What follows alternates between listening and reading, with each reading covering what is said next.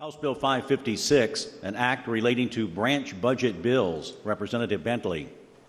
Gentleman from McCracken. Mr. Speaker, I yield to the gentleman from Greenup, 98, for explanation of the bill and motion thereon. Chair recognizes the gentleman from Greenup for explanation of the bill and a motion thereon.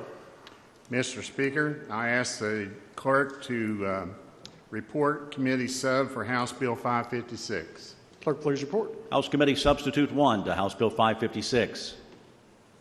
Gentleman from Greenup. Mr. Speaker, I move for the adoption of the committee sub to House Bill 556. Motion is for the adoption of House Committee Substitute 1. Is there any discussion? Gentleman from Jefferson, you wish to discuss the committee sub or the bill? Motion is for the adoption of Committee Sub 1. All in favor signify by voting aye. Aye. Those opposed, nay. House Committee Substitute 1 is adopted. Gentleman from Greenup. In explanation of this, we have to go back about a year. My local hospital closed, and I've said this before on the floor, and the one across the river closed, and when they close, you shut down the community.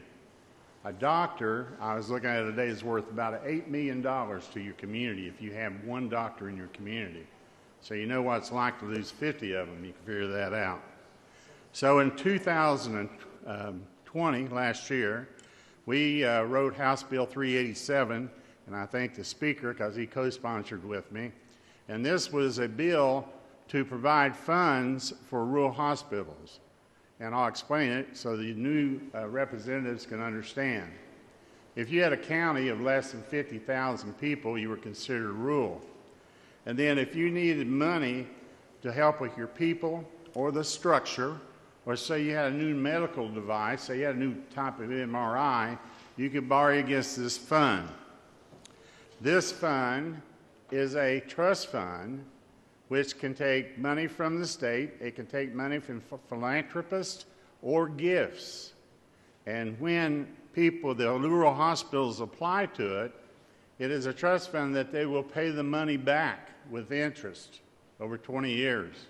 So this is not a grant, and this is not a loss of money if the hospitals stay and are productive. The cabinet will okay the regulations to approve this money, and the hospitals have to report to the ANR every October. So there is accountability to this also. But it is a trust fund. So